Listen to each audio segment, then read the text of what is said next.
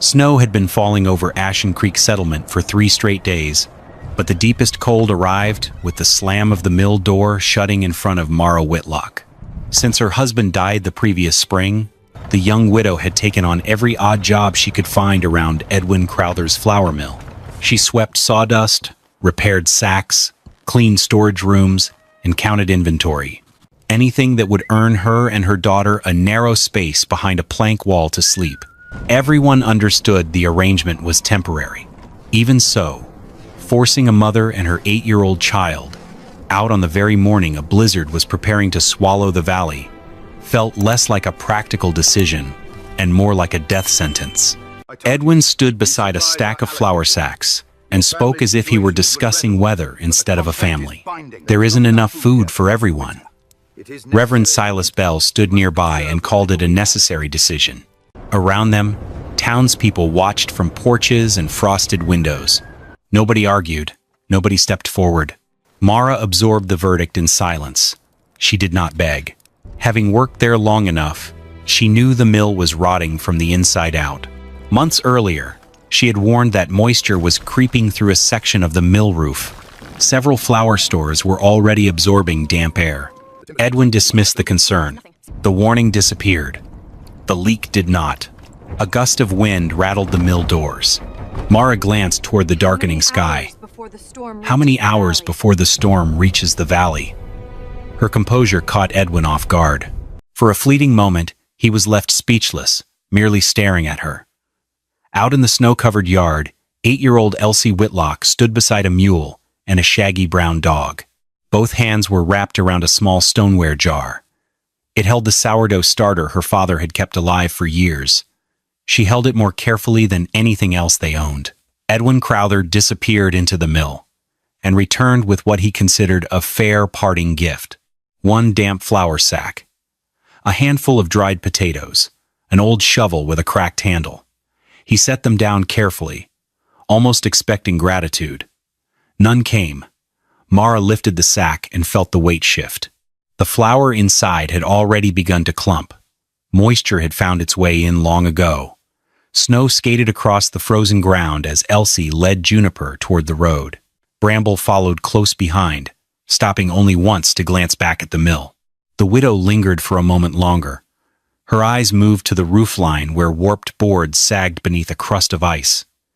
The same section she had warned Edwin about before autumn ended. The leak was still there. So was the silence around it. What settled deepest was not the loss of a room or a warm stove. It was the ease of it all. No shocked faces, no arguments, no one asking whether it was right. Elsie tightened her grip on the stoneware jar and looked up. "Do we still have a home?" For several seconds, only the wind answered. Then Mara adjusted the flour sack on her shoulder and started walking. Not yet. The road out of Ashen Creek narrowed as it climbed toward Bitterroot Cut. Juniper pulled steadily through fresh snow while Bramble ranged ahead, disappearing now and then among sagebrush drifts before returning to the trail. Elsie walked beside the mule, both hands still wrapped around the stoneware jar. Mara said little. Most of her attention was fixed on a memory. Years earlier, her husband had spent several evenings studying a weathered geological survey borrowed from a railroad crew. The map itself had been ordinary. What stayed with her was a note scribbled in the margin near a place called Black Furnace Ravine. Ground remains warmer than surrounding terrain. Possible geothermal influence. At the time, nobody cared. The remark never became a town discussion. It never appeared in a newspaper. It was simply a line of pencil on an old sheet of paper, yet Mara remembered exactly where it had been written. Ahead, the sky darkened another shade. Wind swept loose snow across the trail and erased their tracks almost as quickly as they made them. Somewhere beyond the ridges, the storm was gathering strength. Instead of searching for a road back, Mara kept moving toward a place most people had forgotten existed. The storm caught them before they reached the ravine. Wind shifted constantly across the mountains. Snow swept over the trail and erased their tracks almost as fast as they made them.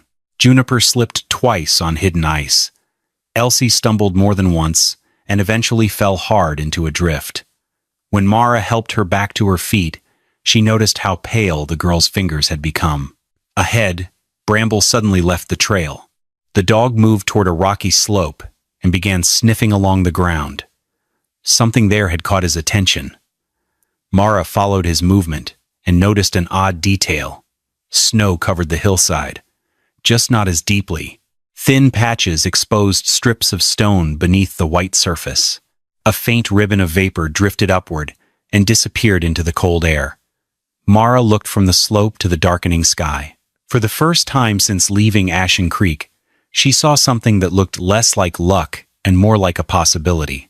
The rocky slope narrowed into a crack between two limestone walls. At first glance, it seemed too small to matter. Then they stepped inside. The wind weakened almost immediately. Snow became thinner. Bare ground appeared in scattered patches along the ravine floor. The passage twisted once, then opened into Black Furnace Ravine. Silence settled around them.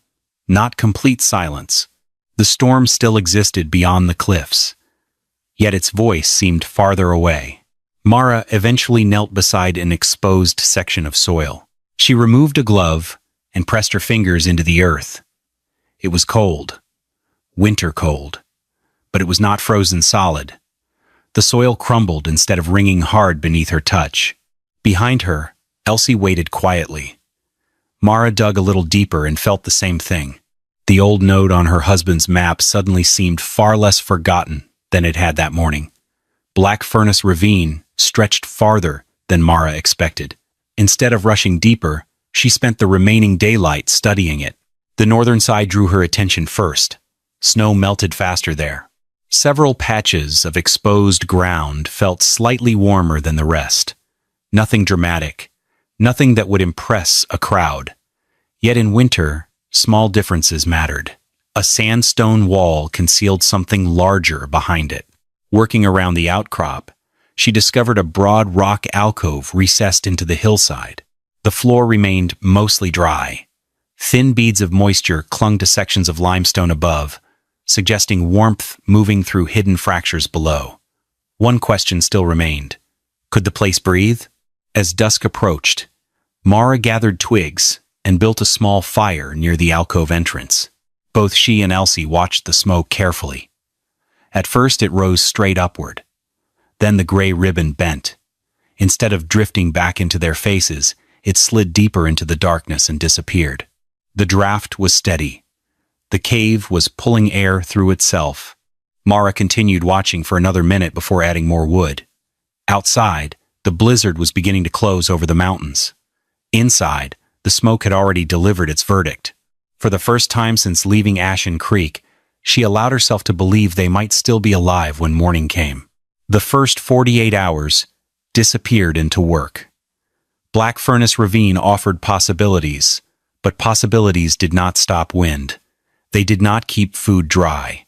They did not create a place where a child could sleep through the night. Everything still had to be built. Mara started with stone. The alcove sat beneath a sandstone overhang, which meant part of the roof already existed. That saved time. Juniper hauled smaller rocks from the ravine floor, while Mara rolled larger pieces into position by hand. Some weighed enough to leave her shoulders aching long after sunset. A rough windbreak slowly took shape along the most exposed side of the alcove. Meanwhile, Elsie gathered dead branches trapped beneath ledges and juniper roots. Every armful mattered. Dry wood was becoming harder to find as fresh snow buried the valley. Bramble settled near the entrance whenever they worked. The dog rarely slept deeply. Any unfamiliar sound brought his head up at once. By the second afternoon, the shelter finally began to resemble something intentional. A raised sleeping platform was built from poles, stone supports, and salvaged brush.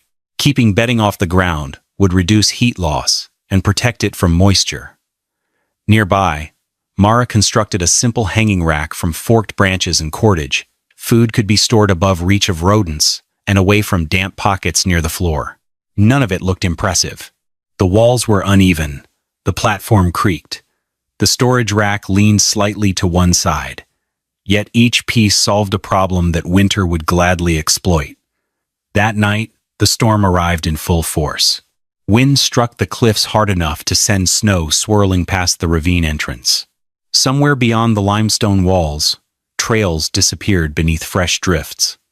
Routes back to Ashen Creek were vanishing one layer at a time. Inside the alcove, the small fire burned steadily. The windbreak held. The raised bed stayed dry. Warm air lingered longer than it had the night before. Long after Mara had fallen asleep, Elsie remained curled beneath a blanket with the stoneware jar tucked beside her. Morning came before she opened her eyes. It was the first uninterrupted night of sleep she had experienced since the day they were forced to leave home. The storm kept them busy, but it could not occupy every hour of daylight. On the third morning, Mara followed a narrow passage beyond the main alcove and discovered a second chamber deeper inside the cave. It was smaller, warmer, and surprisingly dry. More important, a thin crack in the ceiling allowed a shaft of sunlight to reach the floor for several hours each day. She stood there for a long time, watching the light move across the stone. A plan began forming. The shelter would become more than a place to sleep. It would become a system. The first part was obvious. Bread meant calories, warmth, and stability. The sourdough starter Elsie carried was too valuable to lose. The second part required patience. If the cave truly held a steady source of warmth, then a small winter garden might be possible. Along with the weathered map and the sourdough starter, her late husband had left behind a small leather pouch of cold hardy seeds: winter rye, turnip, beet, and kale. He had once dreamed of cultivating his own plot, a dream that died with him the previous spring. When they were forced out of the mill, Mara had packed the pouch almost out of habit, clinging to the memory without ever expecting to plant them in the freezing cold. But now, beneath this fragile shaft of light, those seeds were no longer just keepsakes. Back in the main alcove, Mara sorted the flour sack Edwin had given her. The driest portion was sealed away for baking. The damaged flour was spread on cloth near the warmest section of rock, then sifted carefully to remove clumps and moisture. The work was slow. The reward was uncertain. Yet for the first time since leaving Ashen Creek, Mara was no longer just trying to endure the winter.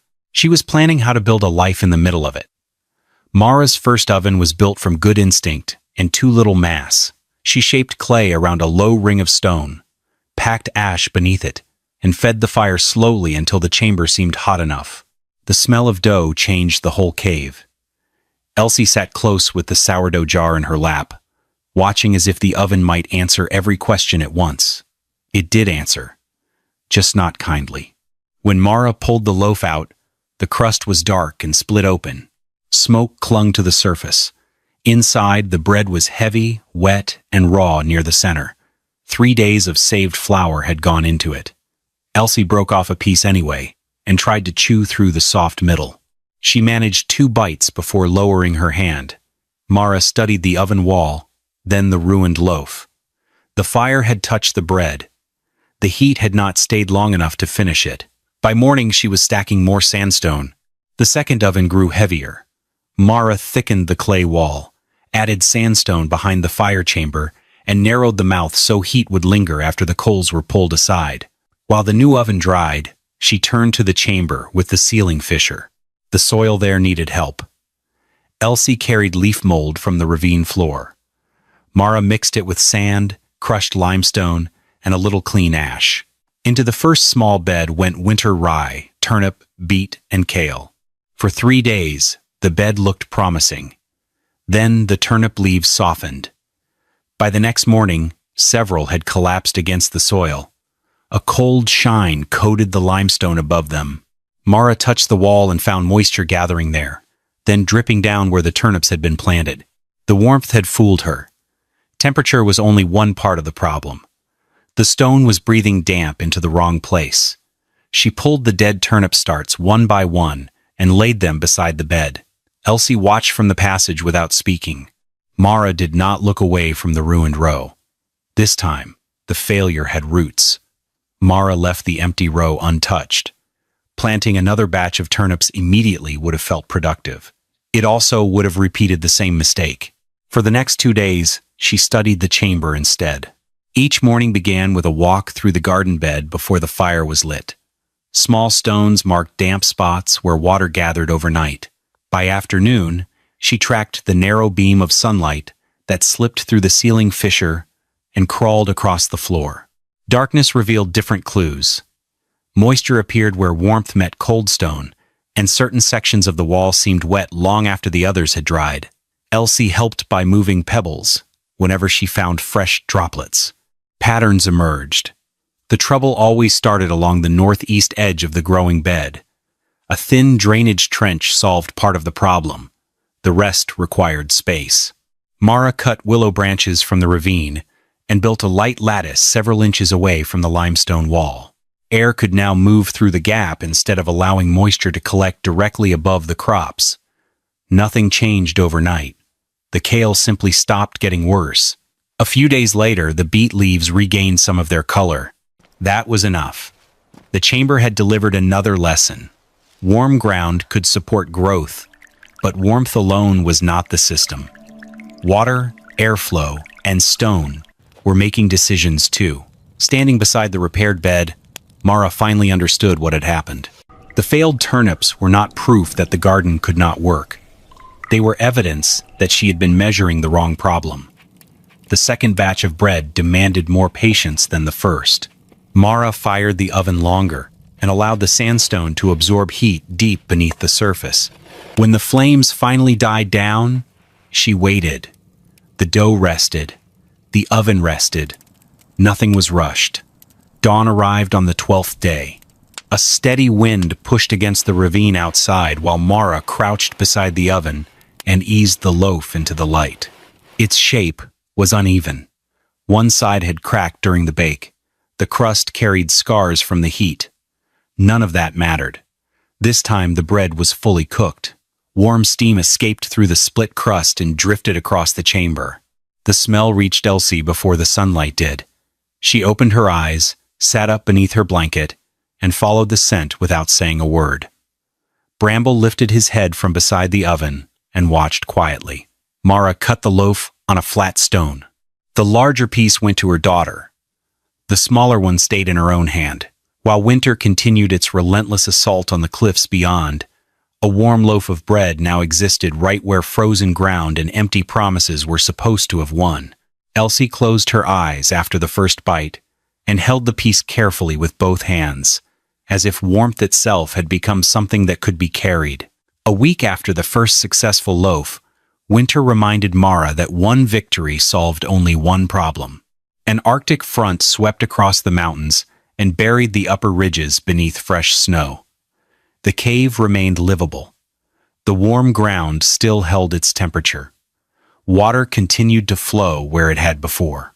Yet the sourdough starter began to weaken. The change was subtle at first. The jar smelled right. The mixture looked healthy. But the dough stopped rising the way it should. Each batch moved slower than the last. Mara tested different locations throughout the shelter. Near the oven. Near the sleeping platform. Closer to the garden chamber. Nothing worked for long. Several days passed before she noticed the real culprit. The stone floor was drawing heat away during the coldest hours of the night. The starter never froze, but it lost just enough warmth to slow the living culture inside. The solution turned out to be simple once the problem was understood. She moved the jar beside a section of naturally warm limestone near the rear wall and wrapped it in an old wool blanket that had belonged to her husband. 2 mornings later, the starter became active again. Tiny bubbles returned. The dough responded. For a brief moment, Mara rested her hand on the stoneware jar. Losing bread would have been difficult. Losing that jar would have felt like losing something twice. As the weather settled, the garden finally began answering back. The kale moved first. Small leaves unfolded toward the shaft of light that entered through the ceiling fissure. A few days later, thin blades of winter rye pushed through the soil. The surviving beets followed more slowly, but they followed. Green appeared where winter insisted it should not exist. Mara widened the growing area one section at a time. Nothing happened quickly. Every addition required moving soil, improving drainage, and studying how moisture behaved around the stone. Elsie became part of the routine. She carried composted material from the ravine, helped press seeds into prepared rows, and checked the young plants each morning before breakfast. Bread and winter greens provided hope, but enduring the bitter cold required more than just carbohydrates. The body demanded protein. Repurposing scraps of old wire she had salvaged from the mill, Mara twisted them into simple snares.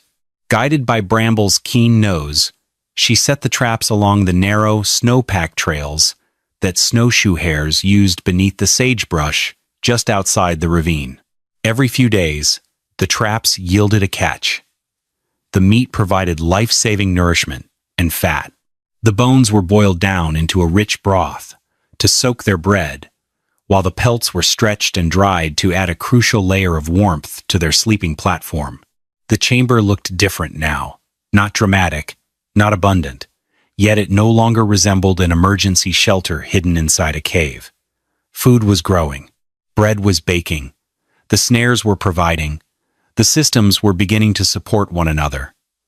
One afternoon, Elsie stopped beside the newest bed and stared at the patch of green for several seconds. Outside, the mountains remained white from horizon to horizon. She had not seen that color in weeks. The next problem arrived without warning. Late one afternoon, a mountain wind descended through Black Furnace Ravine from a direction Mara had never seen before. It did not follow the usual path between the limestone walls. Instead, it twisted through the upper rocks and dropped directly toward the alcove. Juniper felt it first. The mule jerked against its tether, snorted, and lunged sideways. A section of the newly reinforced windbreak absorbed the impact.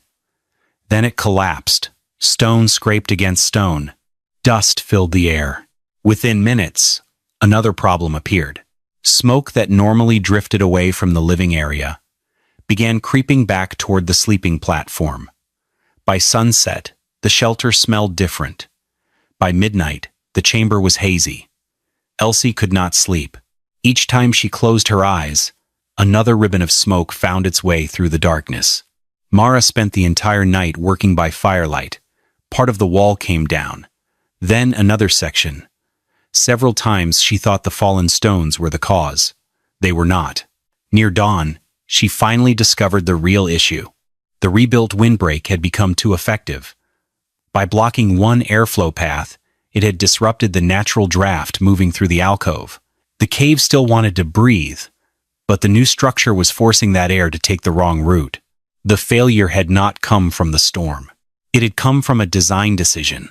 Mara dismantled part of the barrier and opened a narrow passage where air could move freely again. The result was immediate. The next plume of smoke rose, bent toward the rear of the cave, and disappeared into the darkness. Elsie watched it go from beneath a blanket. Outside, the wind continued to hammer the ravine. Inside, the shelter had survived another lesson. This one carried a familiar message. Sometimes the flaw was hidden inside the solution itself. Day 46 began like any other winter morning inside Black Furnace Ravine. The fire was burning low. Fresh dough rested beneath a cloth near the warm limestone wall. A thin beam of sunlight had just reached the garden chamber when Bramble suddenly lifted his head. The dog did not bark. That was what caught Mara's attention. He simply stood, ears forward, staring toward the ravine entrance. A moment later, distant footsteps echoed between the stone walls. Someone was approaching, not wandering, not hunting, coming directly toward the shelter. Mara set down the basket she was carrying and listened. Outside, a man named Jonah Pike, the settlement's winter mail carrier and saddle repairman, was following a trail that should not have existed. Ashen Creek had assumed the widow was gone. Most believed the blizzard had settled the matter weeks ago. Jonah had not been so certain. Curiosity brought him into the ravine. The smell stopped him before the shelter came into view. Fresh bread. For several seconds he simply stood in the cold air trying to understand what he was smelling. The scent grew stronger as he moved forward. Then, the alcove appeared. A stone oven sat near the rear wall. Dry firewood was stacked neatly beside it. Blankets covered a raised sleeping platform. Bundles of food hung from a storage rack overhead. Near the entrance, Juniper stood healthy and well-fed beneath a wind barrier built from stone and timber. None of that shocked him as much as the garden. Green leaves stretched upward beneath the shaft of sunlight falling through the ceiling fissure. Kale, young rye, beet greens, life, growing in the middle of winter. Jonah stepped into the chamber and slowly removed his gloves. His eyes moved from the oven to the crops, then to the warm walls surrounding them.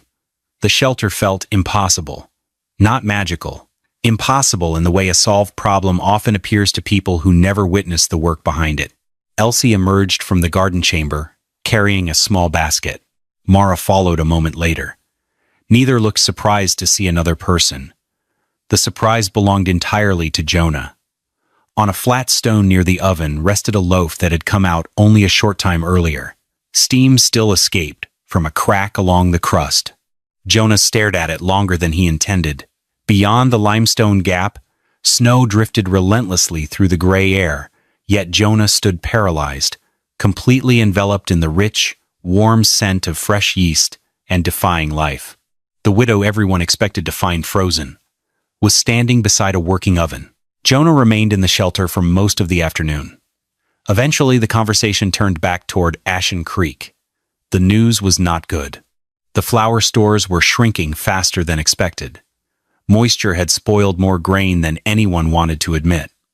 Several families were stretching meals by adding boiled roots and whatever dried food remained from autumn. The community baking oven had developed a cracked chimney. Smoke leaked into the work area whenever the wind shifted. Children were eating less. Older residents struggled with hard rations that required more chewing than many could manage. As Jonah spoke, Mara listened without interrupting. She asked questions. How much flour remained? Which households were struggling most?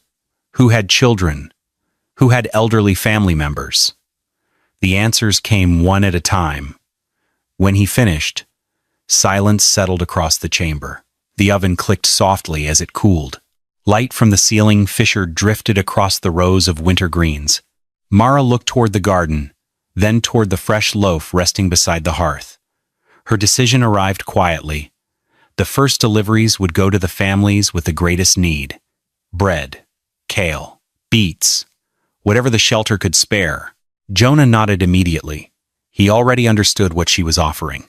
What surprised him was who appeared on the list.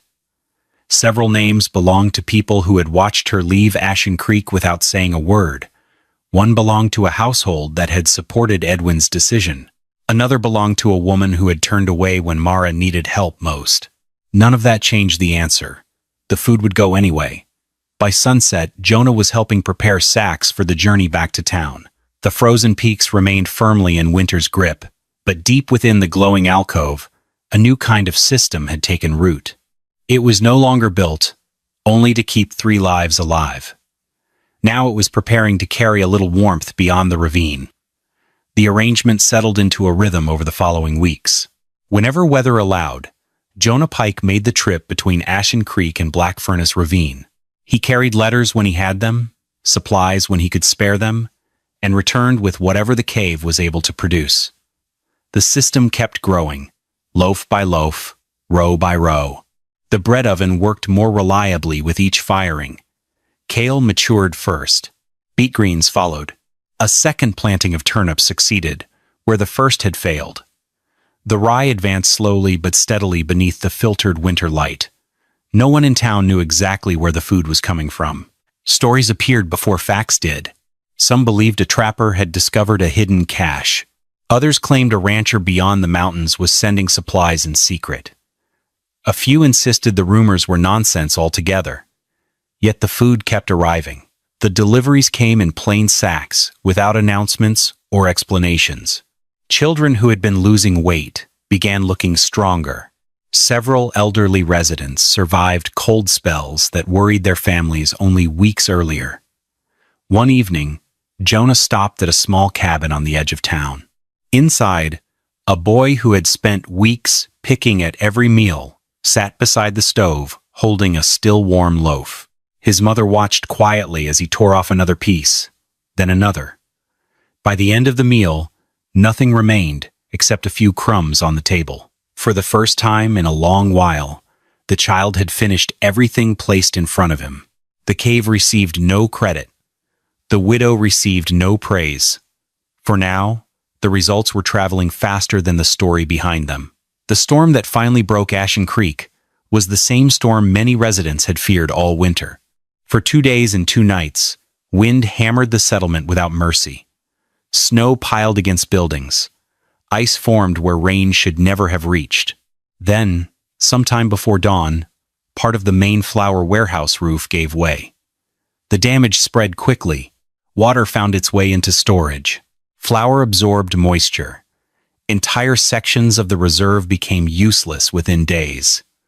At nearly the same time, the communal baking oven failed. A widening crack in the chimney disrupted the draft completely. Smoke rolled back into the workspace. Fires would not burn correctly. Baking slowed to a crawl. The town suddenly faced a question it could no longer avoid. Where had the bread been coming from? The answer arrived during a crowded meeting inside the church hall. Jonah Pike stood before the same people who had spent weeks inventing theories. Then he told them the truth. The bread, the vegetables, the winter greens, all of it came from Black Furnace Ravine, and all of it came from the hands of Mara Whitlock. Silence followed.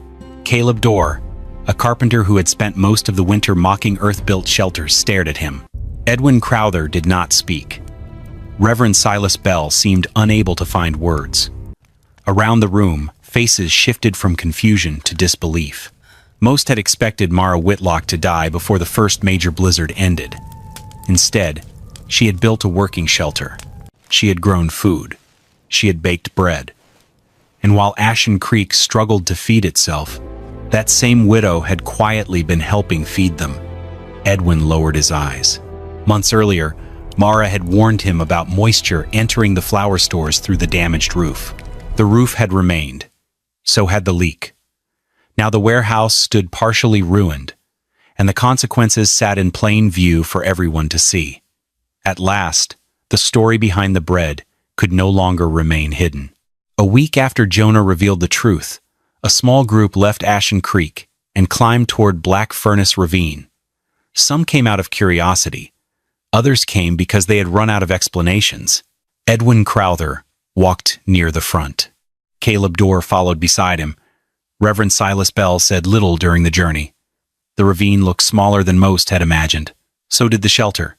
There were no hidden machines, no buried treasure, no miracle waiting inside the limestone walls. What they found instead was work. Years of frontier history had taught the same lesson over and over again. Most successful systems appeared simple after they were finished. The difficult part was seeing the hundreds of decisions buried underneath them. Mara met the visitors near the alcove entrance. She did not seem surprised. Jonah had warned her they were coming.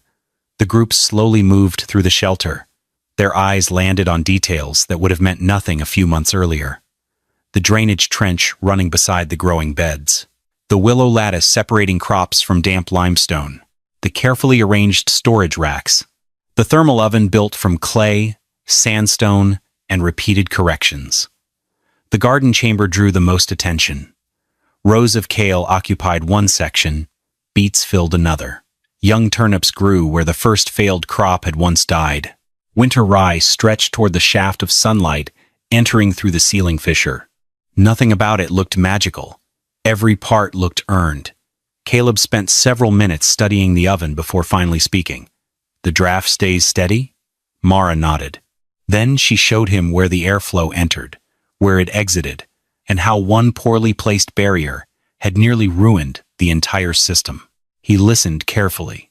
For once, he was not offering advice. He was asking for it. A short time later, Edwin found himself standing beside the flour storage area. The sacks were elevated above the ground. Air moved around them.